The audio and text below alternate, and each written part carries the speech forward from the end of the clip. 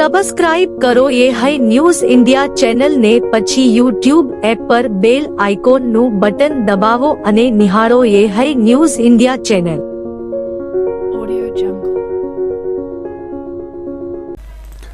ગાંધીનગર ખાતે મુખ્યમંત્રી ભૂપેન્દ્ર પટેલની અધ્યક્ષતામાં રાજ્ય મંત્રીમંડળની બેઠક મળી હતી.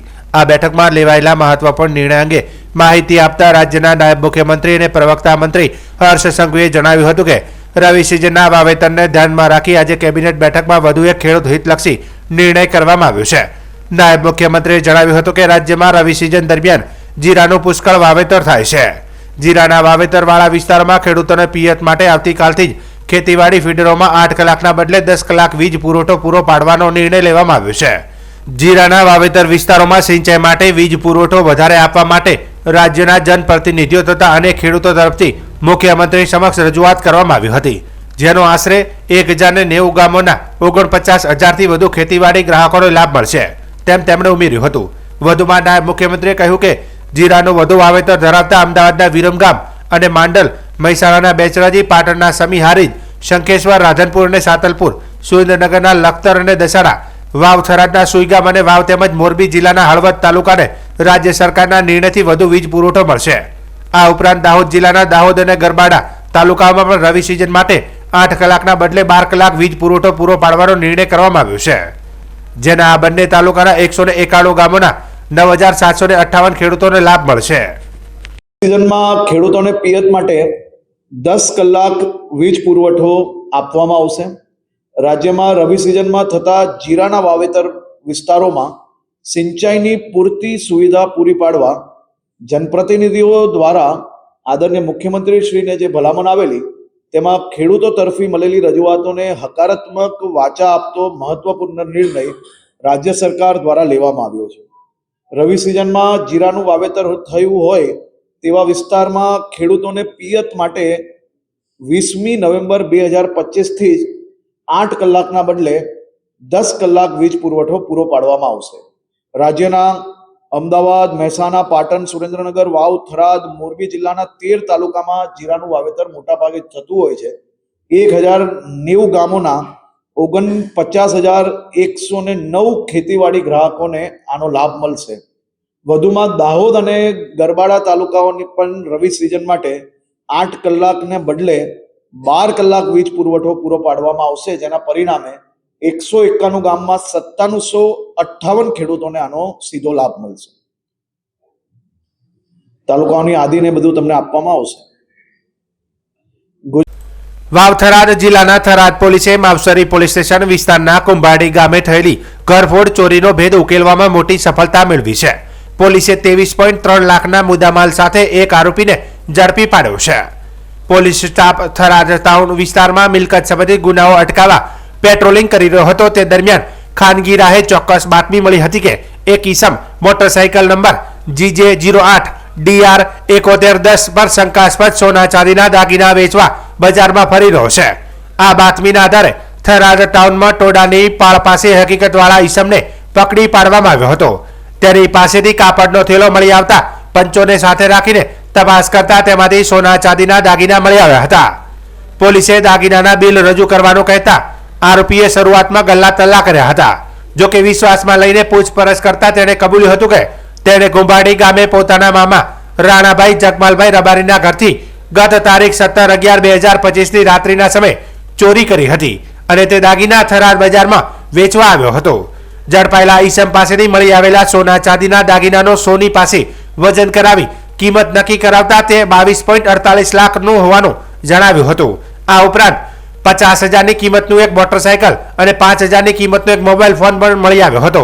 આમ કુલ 23,03,000નો મુદ્દામાલ જપ્ત કરવામાં આવ્યો હતો. ભારતીય નાગરિક સુરક્ષા સંહિતા 2023ની કલમ 106 મુજબ મુદ્દામાલ કબજે કરી કલમ 35(1)E મુજબ આરોપીની અટકાયત કરવામાં આવી હતી.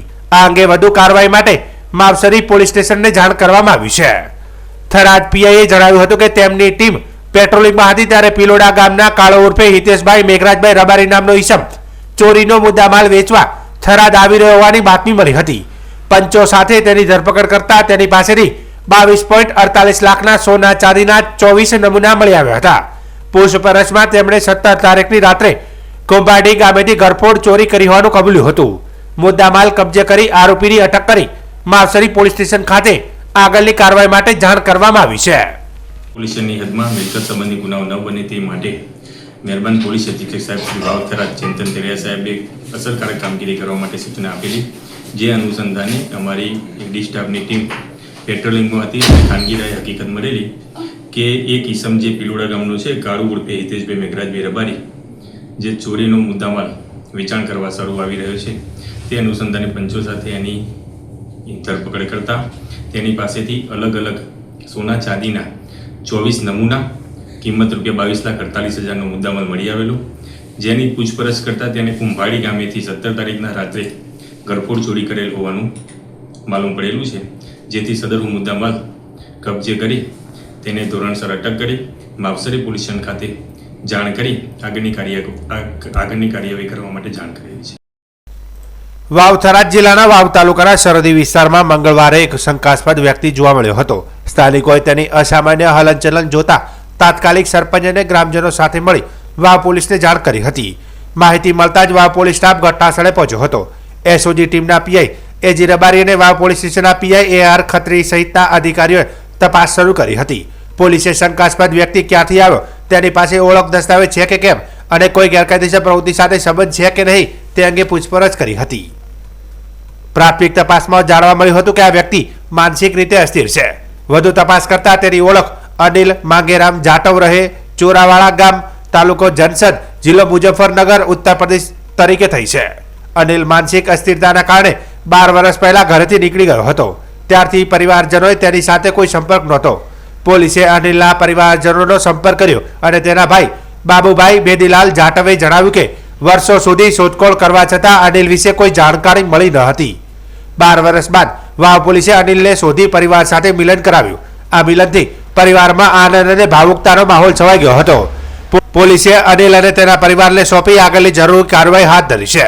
આ સમગ્ર ઘટનામાં સ્થાનિકોની સતર્કતા અને વાવ પોલીસની તાત્કાલિક કામગીરીની प्रशंसनीय रही है. सर ये हमारे बड़े पापा जी का लड़का है. मैं रहने वाला मुजफ्फरनगर गांव चोरावाला पड़ता है, थाना कोकरोली, जिला मुजफ्फरनगर, जानसठ तहसील. तो मेरे को मालूम चला हमारे थाने कोकरोली से कि आपका भाई एक लापता था, वो मिल गया है, वो वहाँ पर गुजरात में है.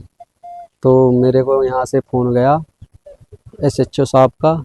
मैंने वहाँ से फिर वे बोली कि आप आ जाओ ले जाओ. तो मैं यहाँ पर आया हूँ जी लेने के लिए अपने भाई को. नहीं कुछ नहीं जी, ये भांग नशा करता था, नशे की झांझ में लिकट के आ गया था. भांग पीता था, 12 साल पहले लिकट आया था. तो जी क्या नाम, अब जब मैं इसे लेने के लिए आया हूँ, घर परिवार में वैसे कोई नहीं है, बस ये बड़े पापा का लड़का, ये भी केल 2 भाई है, वो भी दिमाग से थोड़ा सा ऐसा ही है. मैं अकेला हूँ अपने माँ बापों को. क्या नाम है आपका? मेरा नाम बाबू है जी.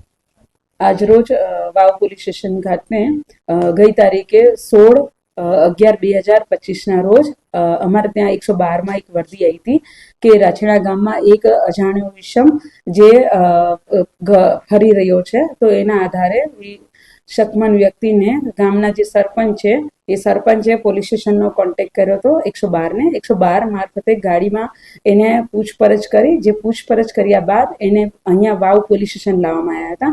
અહીંયા લાવ્યા પછી એની તપાસ કરતા એ થોડો અસ્થિર મગજનો હતો અને પૂરેપૂરેનું નામ ખબર નહોતું. પછી એને વિશ્વાસમાં લઈને એની પૂછપરછ કરી. તેમજ અમારી સાથે અમારા વાવ થરાદના SOG ટીમ શ્રી એજી રબારી સાહેબ PI એમની મદદ લીધી અને અમે ટીમ વર્કથી એ જે વ્યક્તિ જે છે એનું નામ તથા એના ઘરનું નામ, ગામનું નામ, એના પરિવાર તમામની ડિટેલ લીધી. તેમજ તેના લોકલ પોલીસ સ્ટેશનનો સંપર્ક કર્યો. લોકલ પોલીસ સ્ટેશનનો સંપર્ક કરતા એમના પરિવારનો કોન્ટેક્ટ થયો. એમના પરિવાર સાથે વાત થઈ. એમના પરિવારને અહીંયા વાવ પોલીસ સ્ટેશને બોલાવવામાં આવ્યા. તે બાદ એમની પૂછપરછ કરી ત્યારે જાણવા મળ્યું કે છેલ્લા 12 વર્ષથી આ વ્યક્તિ પોતાના ગામ ચોરાવાલા, તાલુકો જનસદ, જિલ્લો મુઝફ્ફર, ઉત્તર પ્રદેશથી એ ગુમ થયેલો હતો. જે બાદ એ 12 વર્ષથી અલગ અલગ જગ્યા પર ફરી રહ્યો હતો અને 16/11/2025 રોજ જે આપણને સકમન હાલતમાં મળી આવ્યા તો તેની સદંતર મતલબ બધી પૂછપરછ કર્યા બાદ તેના વાલી વારસને આપણે આજરોજ સોંપવામાં આવેલ છે. વાવ થરાદ જિલ્લાના થરાદ નગરપાલિકા વિસ્તારની અનુદાનિત નિવાસી પ્રાથમિક શાળા અને આનંદ પ્રકાશ વિદ્યાલય થરાદ ખાતે વિદ્યાર્થીઓને શાળા સ્ટાફ માટે આપત્તિ વ્યવસ્થાપન અંગે વિશેષ જાગૃતતા કાર્યક્રમનું આયોજન કરવામાં આવ્યું હતું. ફાયર ઓફિસર તથા તેમની ટીમે આગ, પૂર, ભૂકંપ જેવી કુદરતી તેમજ માનવ સર્જિત આફતોમાં કેવી રીતે બચી શકાય તેની મહત્વપૂર્ણ માહિતી વિદ્યાર્થીઓને આપી હતી. કાર્યક્રમ દરમિયાન વિવિધ પ્રકારની આપત્તિઓ વખતે કરવાના પ્રાથમિક બચાવ ઉપાયો, સેલ્ફ પ્રોટેક્શન ટેકનિક, તાત્કાલિક બહાર નીકળવાની રીતો તેમજ આગ લાગતી વખતે અગ્નિશામક સાધનોનો ઉપયોગ કેવી રીતે કરવો તેની પ્રેક્ટિકલ ડેમો રજૂ કરવામાં આવ્યો હતો. આ તાલીમમાં 290થી વધુ વિદ્યાર્થીઓ તેમજ શાળા પરિવારના સભ્યો જોડાયા હતા. આપત્તિ દરમિયાન ગભરાટ વગર સચોટ નિર્ણય લેવાની મહત્વતા અને તાત્કાલિક મદદ મેળવવા માટેની પ્રક્રિયા અંગે પણ માર્ગદર્શન આપવામાં આવ્યું હતું. નિવાસી પ્રાથમિક શાળાના પ્રમુખ દાનાભાઈ નાઈએ ફાયર વિભાગની ટીમનું શાલ ઓઢાડી સન્માન કર્યું હતું. તે ઉપરાંત બંને શાળાના આચાર્યોએ ફાયર ટીમનો આભાર વ્યક્ત કર્યો હતો અને કાર્યક્રમોમાં બાળકોમાં જાગૃતિ અને આત્મવિશ્વાસ વધારવામાં ખૂબ ઉપયોગી સાબિત થવાની બાબત જણાવી હતી. થરાદ વિસ્તારમાં યોજાયેલા જાગૃતિ અભિયાનથી વિદ્યાર્થીઓ તેમજ ગ્રામજનોમાં આપત્તિ સમયે સાવચેતી અને સુરક્ષા બાબતે જાગૃતિ વધારવામાં મહત્વપૂર્ણ યોગદાન મળ્યું છે. વાવ થરાદ જિલ્લાના દિયોદર આદર્શ હાઈસ્કૂલ ખાતે દિયોદર તાલુકા કોંગ્રેસ પ્રમુખનો પદગ્રહણ સમારોહ કાર્યક્રમ યોજાયો હતો, જેમાં બનાસકાંઠા જિલ્લા સાંસદ ગેરીબેન ઠાકોર તેમજ જિલ્લા કોંગ્રેસ પ્રમુખ ગુલાબસિંહ રાજપૂતની અધ્યક્ષતામાં દીપ પ્રાગટ્ય કરી આ કાર્યક્રમની શરૂઆત કરાઈ હતી. જેમાં ઉપસ્થિત કોંગ્રેસના સૌ આગેવાનોએ દિયોદર કોંગ્રેસ સમિતિના નવનિયુક્ત પ્રમુખ ઉમેદભાઈ પટેલને સાફો શાલ ઓઢાડી ફૂલહાર પહેરાવી સન્માનિત કર્યા હતા. જેમાં છેલ્લા 4 વર્ષ સુધી કોંગ્રેસ સમિતિમાં પ્રમુખ તરીકે જવાબદારી સંભાળી તેવા નરસિંહભાઈ દેસાઈની કામગીરી પણ બિરદાવી સન્માનિત કર્યા હતા. આ પદગ્રહણ સમારોહમાં ઉપસ્થિત સૌ કોંગ્રેસના આગેવાનોએ આગામી તાલુકા પંચાયત, જિલ્લા પંચાયતની ચૂંટણીઓમાં કોંગ્રેસને જંગી બહુમતીથી વિજય થાય તેવી હાકલ કરી હતી. આ પ્રસંગે દિયોદર પૂર્વ ધારાસભ્ય શિવાભાઈ ભુરિયા, પૂર્વ પ્રમુખ ભરતસિંહ વાઘેલા, લાખણીના નવા નિયુક્ત પ્રમુખ સાગર રબારી, પૂર્વ delegate ભલજીભાઈ Rajput, Bhupatbhai sorry, પરાગભાઈ Patel secretary વગેરે આગેવાનો મોટી સંખ્યામાં હાજર રહ્યા હતા. દિયોદર તાલુકા કોંગ્રેસ સમિતિના નવા વરાયેલા પ્રમુખ ઉમેદભાઈ એ પોતાની વરણી થતાં બધા કાર્યકરોને બોલાવીને વિધિવત એમણે તાલુકા કોંગ્રેસ સમિતિનો પદ એમણે સંભાળ્યું છે. એમને શુભેચ્છાઓ પાઠવું છું. નરસિંહભાઈએ તરીકે ખૂબ સારી કામગીરી કરી. આવનાર સમયમાં કોંગ્રેસ પાર્ટી ખેડૂતોના પ્રશ્નો હોય, સરકાર જે ક્ષેત્રોની અંદર ભ્રષ્ટાચાર કરી રહી છે, ભ્રષ્ટાચાર કઈ રીતે ઉજાગર કરીને જનજાગૃતિ આવે, મતદાર યાદી સુધારણા કાર્યક્રમ ચાલી રહ્યો છે, તો એમાં પણ ભારતના બંધારણમાં જે લોકોને મતાધિકાર મળ્યો છે એનો મતાધિકાર છીનવાય નહીં એની જનજાગૃતિ માટે બધા કાર્યકરોને પણ આગળ કરી કોંગ્રેસ પાર્ટી આવનાર સમયમાં ઉમેદભાઈ અને સમગ્ર એમની ટીમ સાથે રાખીને જિલ્લા તાલુકા પંચાયતની ચૂંટણીમાં જલવંત વિજય મેળવીને પરંપરાગત રીતે દિયોદર એ કાયમી પહેલો કોંગ્રેસનો ગઢ હતો અને આવનાર સમયમાં પણ એ રીતે હજવાઈ રહે એવી કામગીરી અમે બહુ સાથે મળીને કરીશું. આ વિસ્તારના અંદર ખાતરની ખાસ અસર છે. આપે પણ કહ્યું કે મળતિયાઓને ખાતર મળે છે, શું કહેશો? મેં કીધું એમ કે ભારત એક કૃષિ પ્રધાન દેશ છે. દેશના અને ગુજરાતના રાજ્યમાં કેટલા ખેડૂતો ખેતી કરે છે અને હેક્ટરના પ્રમાણે એની તમામ વિગતો સરકાર પાસે છે. છતાં પણ વાર્ષિક રીતે એને જે આયોજન કરવું પડે અને ખાતરનો સ્ટોક રાખવો પડે, ગુણવત્તાવાળા જે સારી કંપનીઓનું ખાતર છે એ રાખવું પડે. એના બદલે ક્યાંક ને ક્યાંક જે ખાતર ડુપ્લિકેટ હોય અથવા તો એમની જે કંપનીઓએ એમને ડોનેશન આપ્યું હોય એ કંપનીઓનું ખાતર વેચવા માટે કરીને એગ્રો હોય કે વિવિધ સહકારી સંસ્થાઓ એને ફરજ પાડે છે. તો આવનાર સમયની અંદર કોંગ્રેસ પાર્ટી આ ખેડૂતોને પૂરતું ખાતર મળે અને જ્યાં પણ ખેડૂતોની મુશ્કેલી હોય એના માટે જ્યાં સરકારમાં લડવું પડે ત્યાં લડીને પણ ખેડૂતોને ન્યાય મળે એવું કામ એ કોંગ્રેસ ટીમ સાથે મળે. આવનારી વાવ વિધાનસભા, વાવ અને થરાદ તાલુકો અને બનાસકાંઠા તાલુકાના તાલુકા જિલ્લા પંચાયતની અને નગરપાલિકાની ચૂંટણી કોંગ્રેસ જીતશે કે કેમ? જિલ્લા અને તાલુકા પંચાયતની ચૂંટણી જ્યારે સરકાર એનું સીમાંકન કરે, ગમે અને ચૂંટણી આવે એ કોંગ્રેસ પાર્ટી અને એના ઉમેદવારો લડવા માટે સક્ષમ છે. બનાસકાંઠા એ કાયમી કોંગ્રેસનો ગઢ છે. જિલ્લા તાલુકા પંચાયતની ચૂંટણી હોય, વિધાનસભાની ચૂંટણી હોય અને આવનાર જ્યારે પણ ચૂંટણી આવે એ ટાઈમે કભે કભો મિલાવીને કોંગ્રેસ પાર્ટી બનાસકાંઠામાં જલવંત વિજય મેળવીને લોકોનું કામ કરશે. Thank you. બનાસકાંઠાના વાવ થરાદના ઢીમા મુકામે ધરણીધર ભગવાનના દર્શન કરીને સમગ્ર ગુજરાતની જનતાનો અવાજ જનવેદના કાર્યક્રમ યાત્રા સ્વરૂપે નીકળવાની છે. 21 તારીખે ઢીમાથી શરૂ થશે અને 23 તારીખ સુધી અંબાજી બનાસકાંઠાની અંદરથી પૂર્ણાહુતિ કરીને 3 તારીખે બહુચરાજીમાં એક વિરાટ જનસભા યોજી અને આ યાત્રા પૂરી કરવામાં આવશે. ટોટલ 60 દિવસ આ યાત્રા ચાલવાની છે. એમાં ખાસ કરીને ખેડૂતોના દેવા માફ થાય એની માગણી સાથે યાત્રા નીકળી રહી છે. ખેડૂતોને જ્યારે પાક વીમો સરકારે બંધ કર્યો છે તો સરકારની જવાબદારી બને કે એનું ધિરાણ માફ કરવું જોઈએ. અત્યારે કમોસમી વરસાદ કે પૂરના લીધે આ વાવ-થરાદ જિલ્લા હોય કે બનાસકાંઠા જિલ્લાના તમામ ખેડૂતોને લાખો રૂપિયા નુકસાન છે. તેમ છતાં અહીંયા તમે દેખો તો દિયોદરની અંદર ખેડૂતોને કોઈ જાતનો સહાય આપવાની માત્ર વિરોધ થયો તો મગફળી પૂરતી વાત છે. લાખણી તાલુકામાં એવી વાત છે. અને વાવ, સુઈગામ, ભાભર અને થરાદની ગામડામાં તો અતિશય નુકસાની છે. તેમ છતાં માત્ર સહાયના પડીકા પકડાવવાની વાત છે. પણ સરકારે ખરેખર આપવું હોય તો ધિરાણ માફ કરવું જોઈએ. જે પણ સરકારી હોય 3 લાખ સુધીની મર્યાદામાં સરકાર જ્યારે ધિરાણ આપતી હોય તો એ માફ કરી આપે. નહીં કરી આપે એના વિરુદ્ધમાં જન આક્રોશની યાત્રા છે. યુરિયા નથી, ડીએપી નથી. જ્યારે સિઝન આવે ત્યારે ખેંચ પડે છે. અત્યારે લાઈનો લાગી છે. ધારો કે એક દુકાને જ્યારે એક ગાડી આવે તો ત્યાં 500 ખેડૂતોની લાઈન ઊભી હોય છે. સરકાર એક બાજુ કહે છે પૂરો સ્ટોક છે ની કાળાબજારી થઈ રહી છે. અત્યારે પણ જે મગફળીની ખરીદી થઈ રહી છે માત્ર આપણે ગુજરાતની કે થરાદ, વાવ, દિયોદર કે લાખણીની નહીં પણ રાજસ્થાનની મગફળી ટેકાના ભાવે આ લોકો ખરીદી રહ્યા છે. બનાસકાંઠા જિલ્લા કોંગ્રેસ સમિતિ અને ગુજરાત પ્રદેશ કોંગ્રેસ સમિતિ દ્વારા જે દિયોદર તાલુકા કોંગ્રેસ સમિતિના પ્રમુખ તરીકે મારી વરણી કરી છે એ બદલ સર્વે કોંગ્રેસ કાર્યકર્તાઓનો ખૂબ ખૂબ આભાર માનું છું. આવનારી તાલુકા અને જિલ્લા પંચાયતની ચૂંટણીની અંદર કોંગ્રેસ પાર્ટી ખૂબ સારું પ્રદર્શન કરશે અને કોંગ્રેસની જે વિચારધારા છે એ દિયોદર તાલુકાના જન સુધી પહોંચાડવાના પૂરા પ્રયત્નો કરશું. સમગ્ર ટીમ અમારી સિનિયર આગેવાનો સાથે અમે દિયોદરમાં કોંગ્રેસ કઈ રીતે મજબૂત બને, એની વિચારધારા કઈ રીતે આગળ વધે અને આવનારા ભવિષ્યની અંદર ખેડૂતો, વંચિતો, દલિતો, વિદ્યાર્થીઓના જે પ્રશ્નો છે એને વાચા આપવાનું અમે કાર્ય કરશું. મહેસાણા લોકલ ક્રાઇમ બ્રાન્ચે મોટી કામગીરી અંજામ આપતા લૂંટની ઘટના સર્જાય તે પહેલા જ લૂંટારાઓને ઝડપી પાડ્યા છે. આંગડિયા પેઢીને નિશાન બનાવી અમદાવાદમાં 50 લાખની લૂંટ કરવાનો લૂંટારોનો પ્લાન પોલીસે સમયસરની કાર્યવાહીથી નિષ્ફળ બનાવ્યો છે. મહેસાણા જિલ્લાના પોલીસ અધિક્ષક હિમાંશુ સોલંકીએ પ્રેસ કોન્ફરન્સ માહિતી આપતા જણાવ્યું કે આરોપીએ અગાઉ જ રેકી કરીને અમદાવાદના કાલુપુર વિસ્તારના આગડિયાઓની ઓફિસમાં લૂંટ ચલાવવાનો પ્લાન તૈયાર કર્યો હતો. તેમણે ખાસ કરીને કેસ મૂવમેન્ટના સમય સુરક્ષા વ્યવસ્થા અને સ્ટાફ રૂટીન બાબતે પણ માહિતી મેળવી હતી. ક્રાઇમ બ્રાન્ચે મળેલી ચોક્કસ માહિતીના આધારે પોલીસે ટીમે આ આરોપીઓને પકડી પાડ્યા હતા. તેમની પાસેથી 2 દેશી પિસ્તોલ, જીવતા કારતૂસ અને લૂંટની ઘટનામાં ઉપયોગ માટે તૈયાર કરવામાં આવેલા સાધનો જપ્ત કરવામાં આવ્યા છે. પોલીસ અનુસાર આરોપીઓ અત્યંત શાતિર છે અને અગાઉ પણ લૂંટ અને હથિયારોના ગુંડામાં સંડોવાયેલા હોવાની શક્યતા છે. સમગ્ર ગેંગના અન્ય સભ્યોને તેમના નેટવર્ક અંગે વધુ તપાસ હાથ ધરવામાં આવી છે.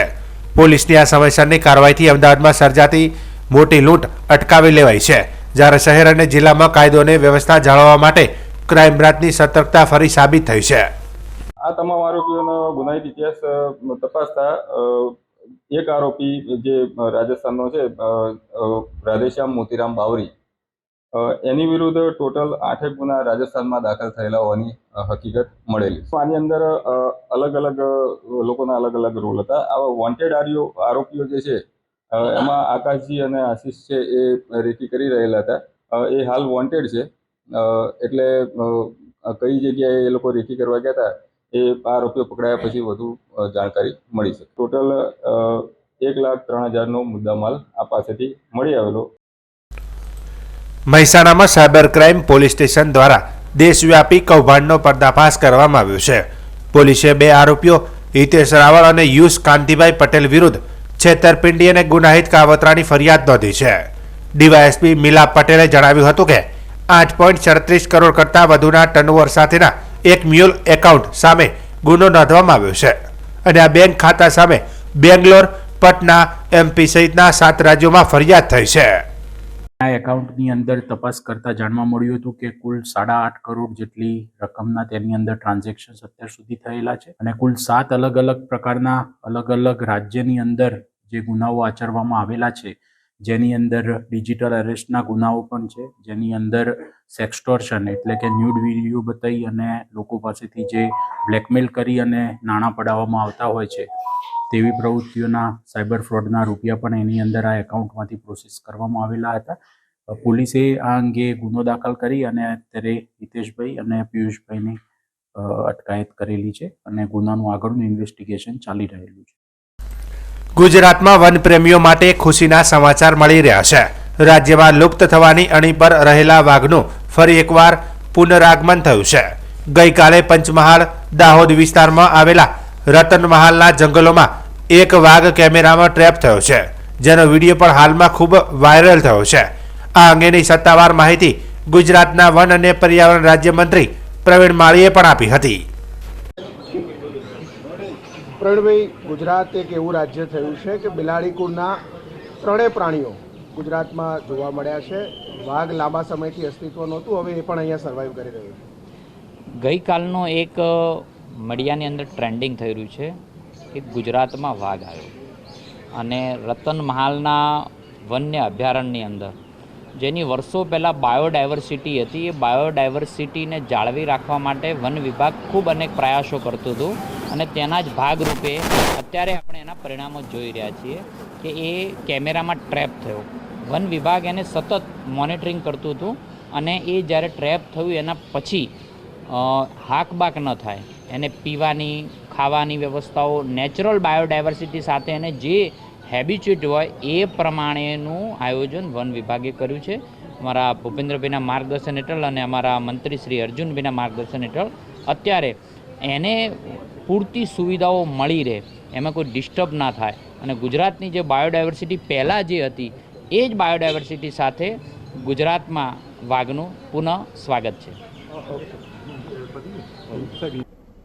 ગુજરાતમાં એક સમયે વાઘની મોટી સંખ્યામાં હાજરી હતી, પરંતુ સમયાંતરે આપણે લગભગ ગુજરાતમાંથી વાઘ છે એની હાજરી સમાપ્ત થઈ ગઈ હતી. પરંતુ ગુજરાતની જનતાને જણાવતા આનંદ થાય છે કે ફેબ્રુઆરી 2025માં સૌ પ્રથમ વાઘ છે એ વન વિભાગે ગોઠવેલા કેમેરામાં દાહોદ જિલ્લાના રતનમહાલ વિભાગની અંદર એક વાઘની તસવીર જોવા મળી અને એ પછી સતત વન વિભાગે આ વાઘ ઉપર નજર રાખી હતી અને એમના મૂવમેન્ટ ઉપર પણ નજર રાખવામાં આવી હતી અને વારંવાર આ વાઘ છે એ સીસીટીવી ગોઠવેલા કેમેરાની અંદર ટ્રેપ થયો હતો.